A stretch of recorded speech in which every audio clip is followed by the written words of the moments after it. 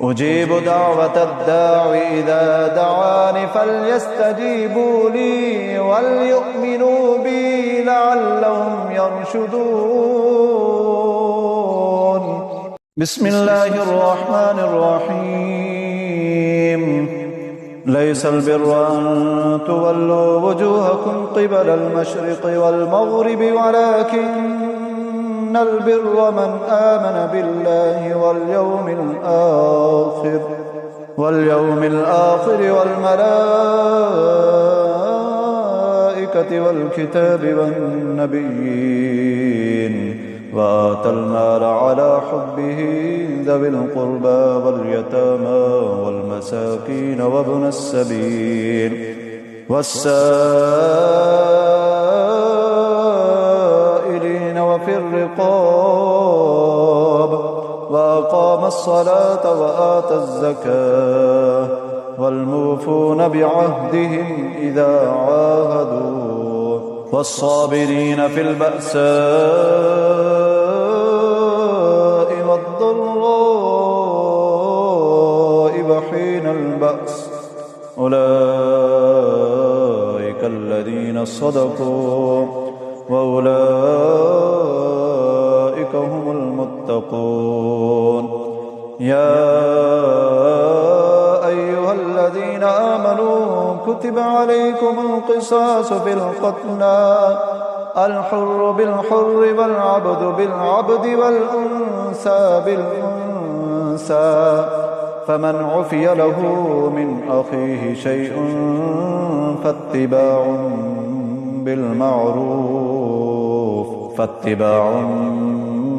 بالمعروف وأداء إليه بإحسان ذلك تخفيف من ربكم ورحمة فمن اعتدى بعد ذلك فله عذاب أليم. ولكم في القصاص حياة يا أولي الألباب لعلكم تتقون. كتب عليكم إذا حضر أحدكم الموت إن ترك خيرا الوصية للوالدين والأقربين بالمعروف حقا على المتقين. فمن بدله بعدما سمعه فإنما إثمه على الذين يبدلونه إن الله سميع عليم. فمن خاف من موص جنفا أو إثما فأصلح بينهم فلا إثم عليه إن الله غفور رحيم. يا أيها الذين آمنوا كتب عليكم الصيام كما كتب على الذين من قبلكم لعلكم تتقون. أياما معدودات فمن كان منكم مريضا أو على سفر فعدة من أيام أخر وعلى الذين يطيقونه فدية طعام مسكين فمن تطوع خيرا فهو خير له وأن تصوموا خير لكم إن كنتم تعلمون. شهر رمضان الذي أنزل فيه القرآن هدى للناس وبينات من الهدى والفرقان فمن شهد منكم الشهر فليصم ومن كان مريضا أو على سفر فعدة من أيام أخر يريد الله بكم اليسر ولا يريد بكم العسر ولتكملوا العدة ولتكبروا الله على ما هداكم ولعلكم تشكرون وإذا سألك عبادي عني فإني قريب أجيب دعوة الداع إذا دعاني فليستجيبوا لي وليؤمنوا بي لعلهم يرشدون أحل لكم ليلة الصيام الرفث إلى نسائكم هن لباس لكم وأنتم لباس لهم علم الله أنكم كنتم تختانون أنفسكم فتاب عليكم وعفى عنكم فالآن باشروهن وابتغوا ما كتب الله لكم وكلوا واشربوا حتى يتبين لكم الخيط الأبيض من الخيط الأسود من الفجر ثم أتموا الصيام إلى الليل ولا تباشروهن وأنتم عاكفون في المساجد تلك حدود الله فلا تقربوها كذلك يبين الله آياته للناس لعلهم يتقون ولا تأكلوا أموالكم بينكم بالباطل وتدلوا بها إلى الحكام لتأكلوا فريقا من أموال الناس بالإثم وأنتم تعلمون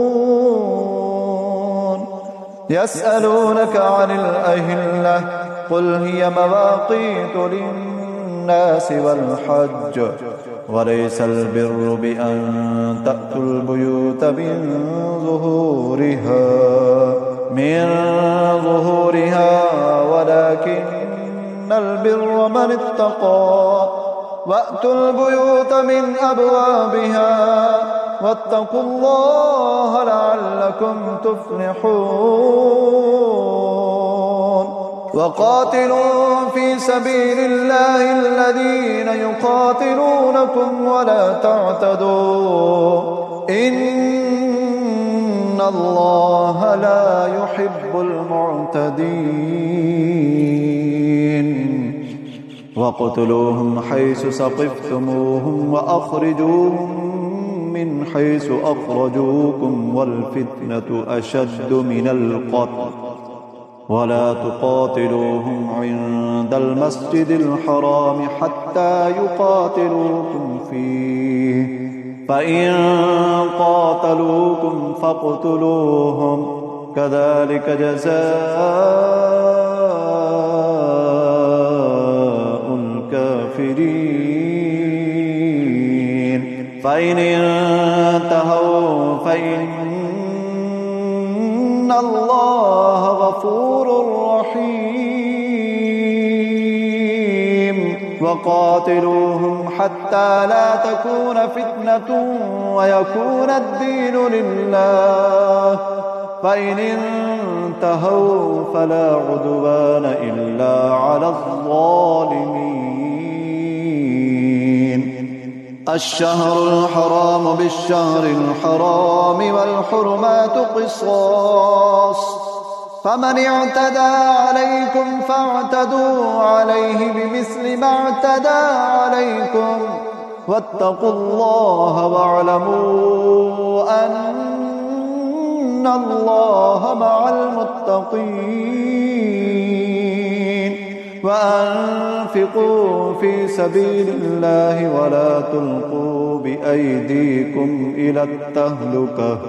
وأحسنوا إن الله يحب المحسنين وأتموا الحج والعمرة لله فإن أحصرتم فما استيسر من الهدي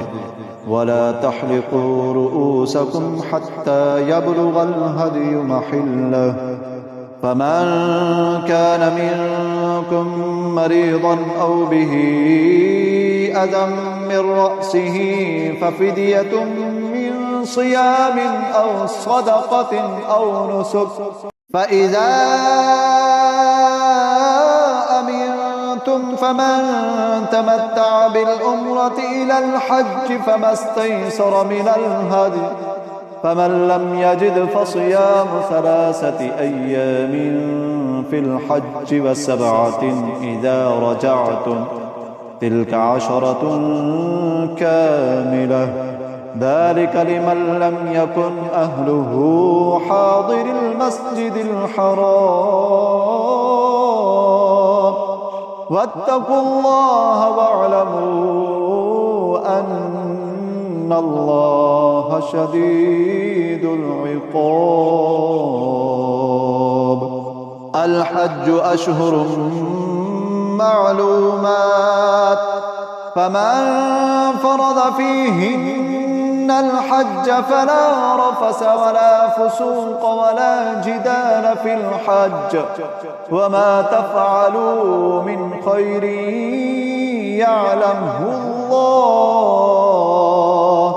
وتزودوا فإن خير الزاد التقوى واتقون يا أولي الألباب. ليس عليكم جناح أن تبتغوا فضلا من ربكم فإذا أفضتم من عرفات فاذكروا الله عند المشعر الحرام واذكروه كما هداكم وإن كنتم من قبله لمن الضالين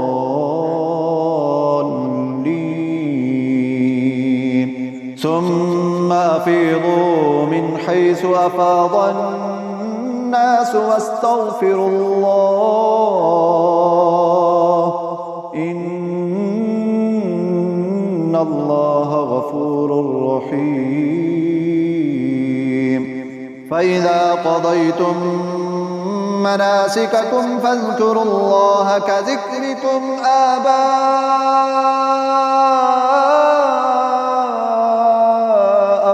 أو أشد ذكرا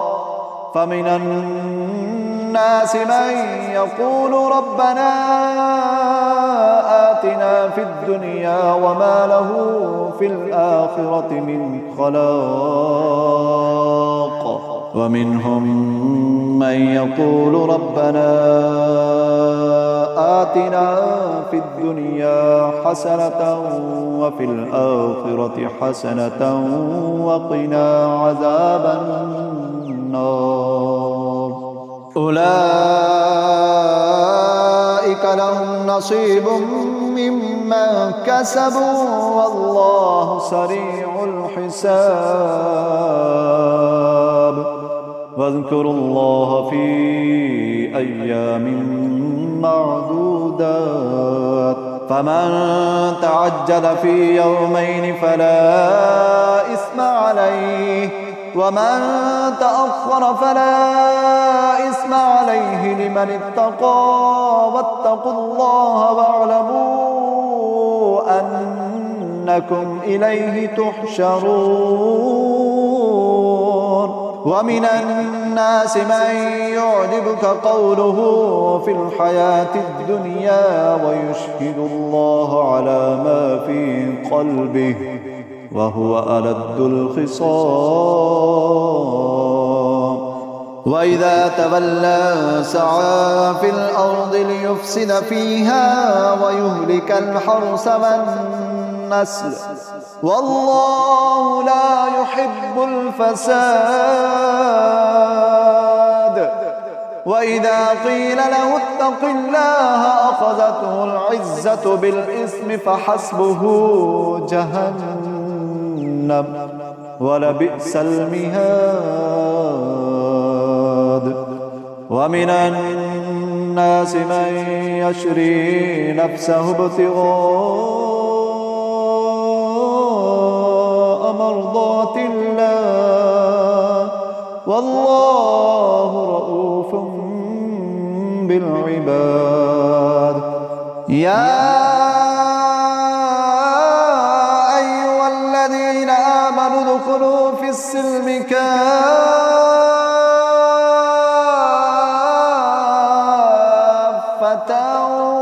ولا تتبعوا خطوات الشيطان